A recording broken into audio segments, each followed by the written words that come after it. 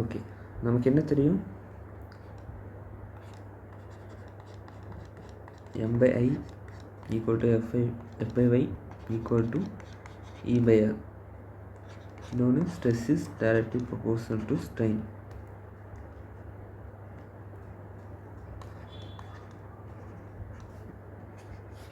இது suitable for homogeneous section. வேறு என்ன தெரியும்? இப்போது பெண்டிங் கெப்பாசிட்டி ஆஃப் பீம் அப்படின்னா என்ன? ஒரு பீமோட கெப்பாசிட்டி என்னென்னா வந்து அதனால் வந்து எவ்வளோ ரெசிஸ்டன்ஸ் பண்ண முடியும், வர மொமெண்ட்டை ரெசிஸ்டன்ஸ் பண்ண முடியும். அதான் வந்து பெண்டிங் கெப்பாசிட்டி ஆஃப் பீம். அப்போது பெண்டிங் மொமெண்ட் ஆஃப் பீம், அதாவது பெண்டிங் கெப்பாசிட்டி ஆஃப் பீம் எவ்வளோ, அதோட மொமெண்ட் ஆஃப் ரெசிஸ்டன்ஸ்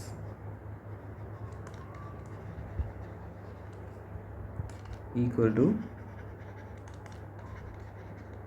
நம்மள்ட்ட 2 ஜோன் இருக்குது. என்ன ஜோன்? மினிமம் ஆஃப்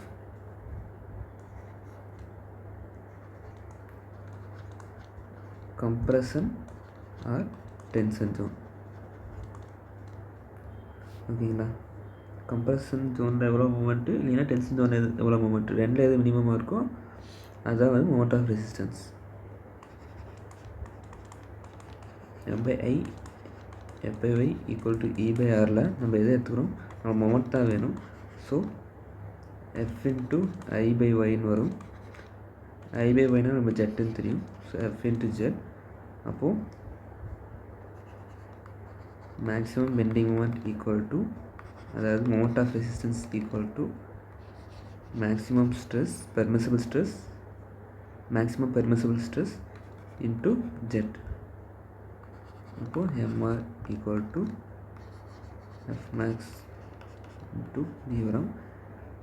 f maxனால் வந்து என்னென்னா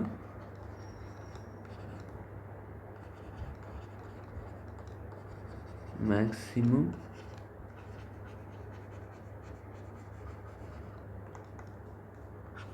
permissible stress or allowable stress.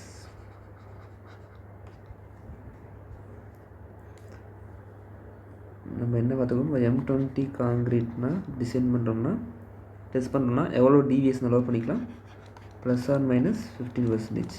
அப்போ M20 ஆஃப் +15%னா 20 Nm/mm² இருந்து 70 Nm/mm² வரைக்கும் ரிசல்ட் நம்ம டெஸ்ட் பண்ணுற ரிசல்ட் வந்துச்சுன்னா ஓகே, அக்செப்டபிள் அப்படின்னு அர்த்தம். இப்போது maximum permissible stress equal to characteristic strength of concrete. அந்த க்யூப்னால் எவ்வளோ ஸ்ட்ரெஸ்ஸை வந்து வித்ஸ்டாண்ட் பண்ண முடியுமோ அதுதான் வந்து மேக்ஸிமம் பெர்மிசிபிள் ஸ்ட்ரெஸ். இப்போது அந்த க்யூப்னால், இப்போ M20 க்யூப் போகிறோம்னா அதனால் வந்து 20 Nm/mm² வரைக்கும் வித்ஸ்டாண்ட் பண்ணாலும் நம்ம அந்தளவுக்கு விட மாட்டோம். நம்ம அதுக்கு முன்னாடியே ஃபேக்டர் ஆஃப் சேஃப்டி அப்ளை பண்ணி, இப்போ for example factor of safety வந்து 3ன்னு அப்ளை பண்ணோம்னா என்ன 6.67 Nm/mm² வரும். அதை 20/3ன்னு போட்டோம்னா 6.67 Nm/mm² வரும். அப்போது இந்த 6.67 Nm/mm² தாண்டினாலே வந்து நம்ம வந்து ஃபெயிலியர் அப்படின்னு நம்ம சொல்லுவோம். இது பிரிட்டில் மெட்டீரியல்னால் வந்து இது பிரிட்டில் மெட்டீரியல் இருக்குது, அந்த FCK/FOSங்கிறது. இப்போது பிரிட்டில் மெட்டீரியல்னால் காங்கிரீட்டா, அப்போ காங்கிரீட் ஃபேக்டர் ஆஃப் சேஃப்டி எவ்வளோ யூஸ் பண்ணலாம்? நம்ம 3 to 4 யூஸ் பண்ணலாம். நான் இங்கே யூஸ் பண்ணிக்கிறது இந்த 3 தான். ஓகேங்களா? ஓகே, அடுத்து டக்டைல் மெட்டீரியல் இருக்கா? F max equal to Fy yield stress by, அங்கே எப்படி FCக்கு எடுத்துமே Fyன்னு எடுத்துக்கிறோம். yield stress by factor of safety. இது வந்து டக்டைல் மெட்டீரியல் இருக்குது. இப்போ நம்ம Fe 415 எடுத்தோம்னா 415 yield ஸ்ட்ரெஸ்ஸு.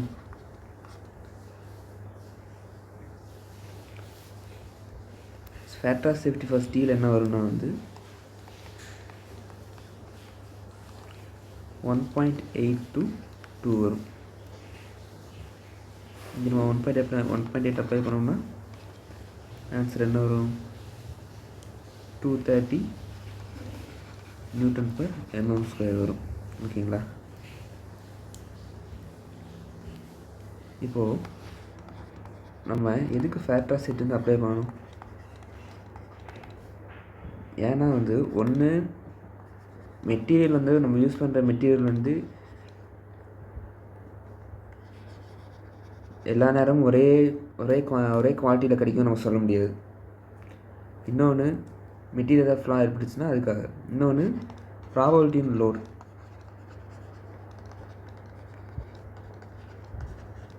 இப்போ லோடு வந்து சில நேரம் நான் எக்ஸ்பெக்ட் பண்ண லோடை விட அதிகமாக சில டைம் வந்தாலும் அது விஸ்டாண்ட் பண்ணுற அளவுக்கு இருக்கணும். ஓகேங்களா? இன்னொன்று நம்ம ஒர்க்மேன்ஷிப்பும் வந்து எல்லா நேரமும் ஒரே குவாலிட்டியில் இருக்காது. ஓகேங்களா? சரி, அப்போது என்னென்ன டைப் ஆஃப் லோடெலாம் இருக்குது?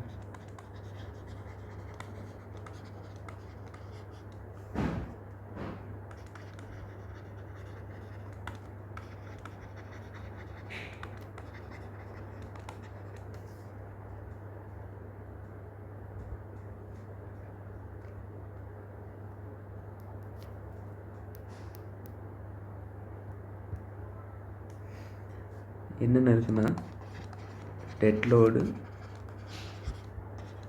லைவ் லோட்,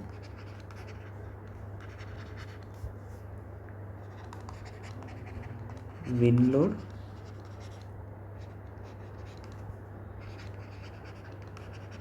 சீஸ்மிக் லோட்,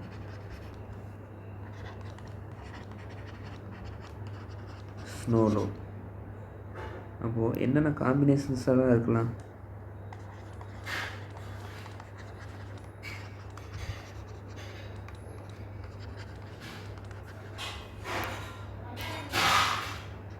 என்னென்ன இருக்கலாம்னா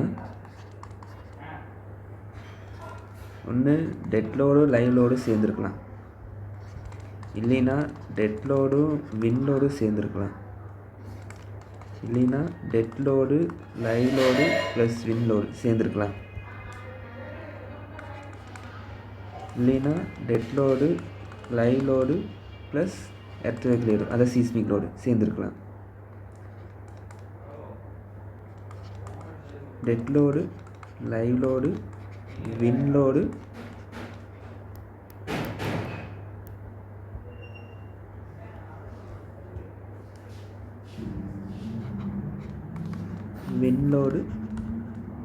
எர்த்வேக் லோடு.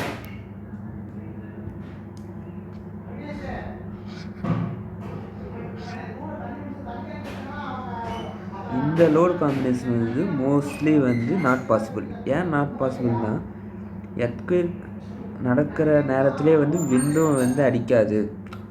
அப்படி பாசிபிலிட்டிஸ் வந்து மோஸ்ட்லி ரேரு. இன்னொன்று விண்ட்லோடு ஆட்டாகி எர்த்குவேக்லோடு ஆட்டாகி வந்து பாசிபிலிட்டி ரொம்ப ரொம்ப கம்மி. ஸோ வந்து இதை வந்து ஒரு ஃபேக்டராக நினச்சி நம்ம இதுக்காக டிசைன் பண்ண வேணாம் அப்படின்னு சொல்கிறாங்க. இன்னொன்று நம்ம டிசைன் பண்ணும்போது ஒஸ்ட்டு காம்பினேஷன் தான் இருக்கணும். பட் இப்படி ஒரு ஒஸ்ட்டு காம்பினேஷன் வந்து நடக்காதுன்னா ரேரு. அதுக்காக நம்ம டிசைன் பண்ண வேணாம். அப்போ அதுக்காக டிசைன் பண்ணால் என்ன எக்கனாமிக்கலாக பண்ண முடியாது, காஸ்ட் அதிகமாக போகும். சரிங்களா? Okay, thank you.